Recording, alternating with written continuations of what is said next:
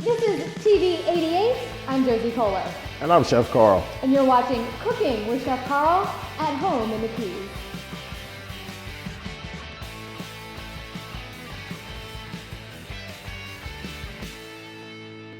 Thanks for watching TV 88. Hi everyone, I'm Josie Koler. Welcome to this episode of Cooking with Chef Carl at home in the Keys.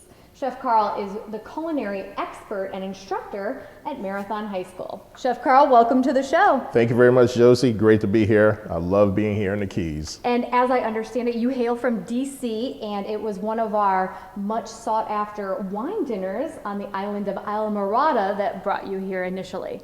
Yes, it is. Yes, it is. And my first visit here, I fell in love with the area, and I was like, I have to get back down there some type of way. And he brought some delicious expert culinary skills with him. Today we are making chicken roulade. Yes, what we're going to do is do a Keys flavor twist on roulade, which is traditionally French. A lot of people call it fusion, where you take one style and incorporate local different things to it. So we're going to do that with it, Keys flavor. What is the main ingredient that we're going to start with? The main ingredient we're going to start with, first we're going to get the couscous going. Okay. And with that, we're going to start with 2 cups of water. Okay, so just take this and pour it into the hot pan. Yes, add it into the pan. Do we want this boiling? We're going to bring it up to a boil. You start with cold water. Okay. And then we're going to add 1 cup of lobster stock from Florida Lobsters. And it's okay if I just eyeball this, because this is a vacation rental. We don't necessarily have everything. We just kind of pour that in. Okay. And then we're going to add a little bit of sea salt to it.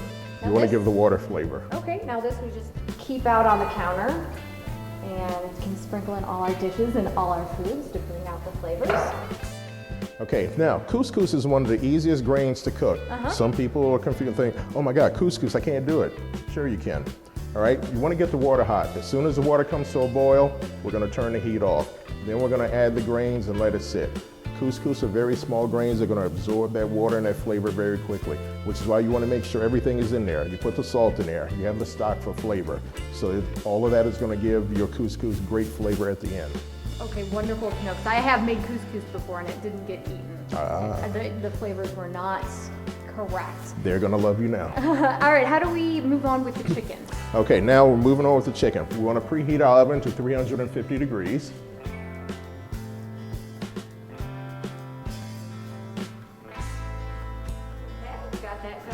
Okay, we have a boneless chicken breast that we've pounded out. Just use a small mallet, little hammer. You don't want to pound it too thin, but you want it thin enough where it's flexible. Skinless, of course. And we're going to season the inside. When you're doing a roulade, you want to make sure that there's flavor in all the items inside, because the only thing you can season afterwards is the outside.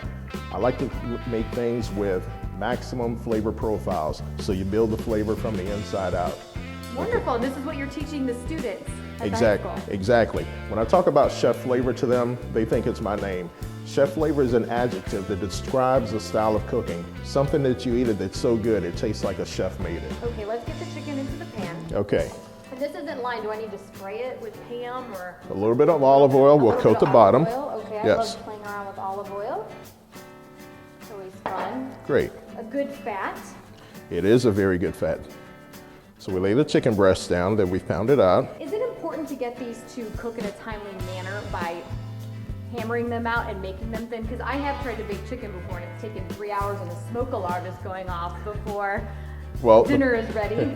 The pounding out makes it thinner, and yes, it does make it quicker to cook. Because with the stuffing inside, you want to make sure that the chicken is cooked, and you want to make sure that your fillings are hot as well too. So it's a time-sensitive thing. That's why we do this, to make it easier. What do we want to season this with?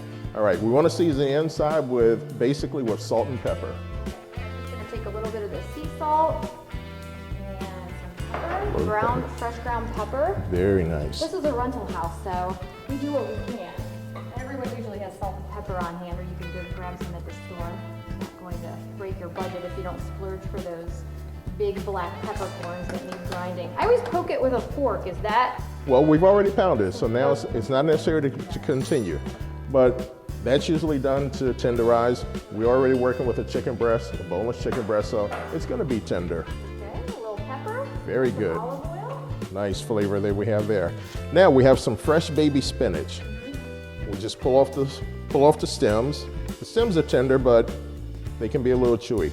Now, spinach is also full of water, contains a lot of water. So that's also going to give it added moisture inside of it as well too.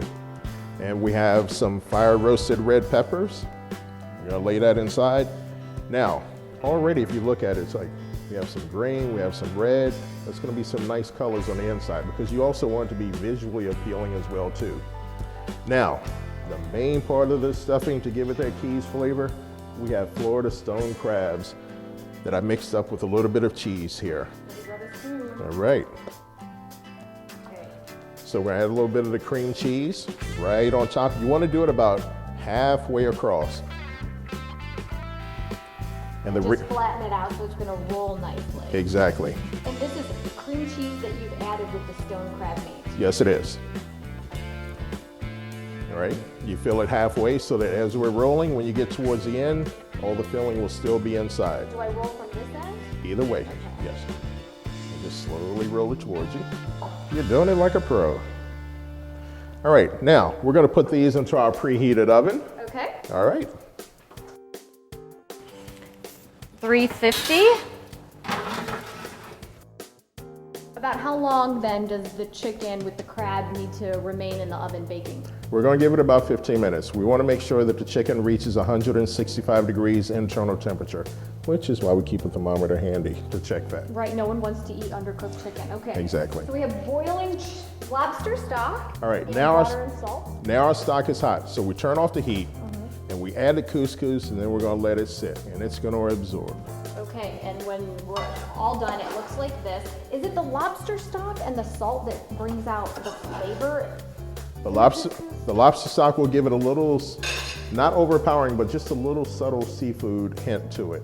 Since we have the crab inside the chicken, we have flavors that are gonna complement very well together. Is the couscous in the same family as rice and other grains? It is a grain, and rice is a grain, barley is a grain, couscous is a grain. Couscous is the national food of Morocco. Oh, delicious, delicious. And what is behind the French meaning of the roulade? Roulade is French for roll, basically. So that's what we did with the chicken. We pounded it out with the spinach and the peppers and the crab and rolled it up. And what happens is you have a nice tight roll that when it's done, you slice it and you see nice colors in between of the spinach, the peppers, the crab. It's a very nice looking dish. And it's gonna be very good. We'll grab some plates, let's serve it up. Sounds good, let's go.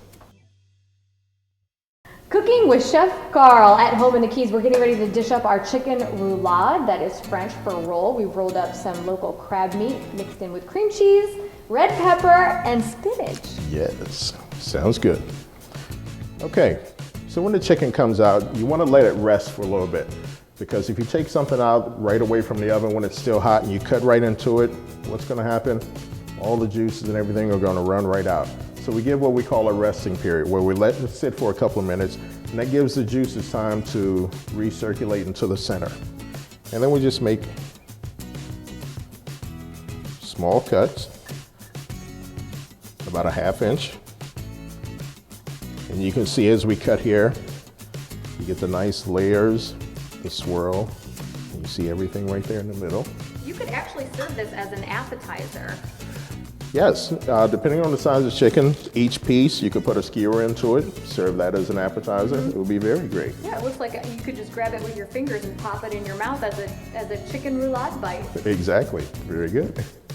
This may be a business dinner that you're hosting at your home, so presentation is always key. And Chef Carl is going to put down a special sauce that he has concocted. Okay, to complement the chicken dish that we said, we're incorporating Florida Keys flavor. What we have is a sauce with guava, habaneros, and rum butter sauce.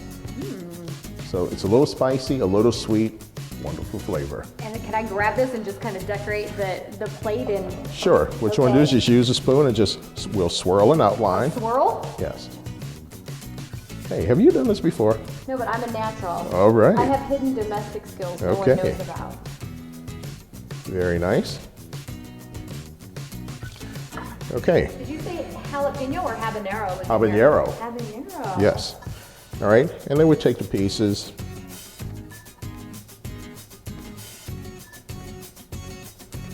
And then we're going to give it just a little bit more color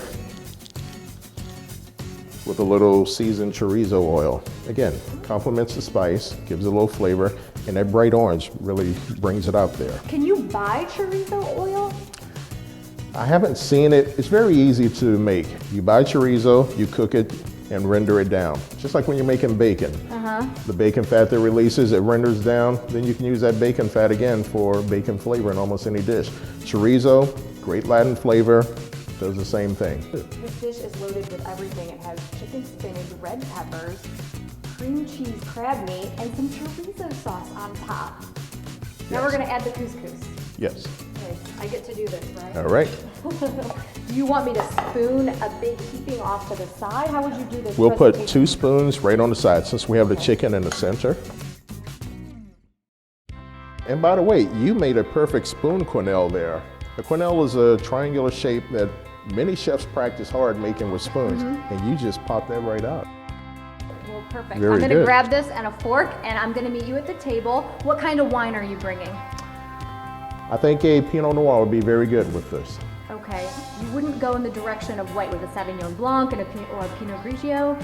Maybe a Pinot Grigio because the flavors with the sweetness and the spice will be good with a Pinot Grigio or Pinot Noir. Okay, we roll with the boxed wine here at the Key Colony Beef Rental, but that sounds delicious. So we're gonna meet you at the dining room table in just a moment.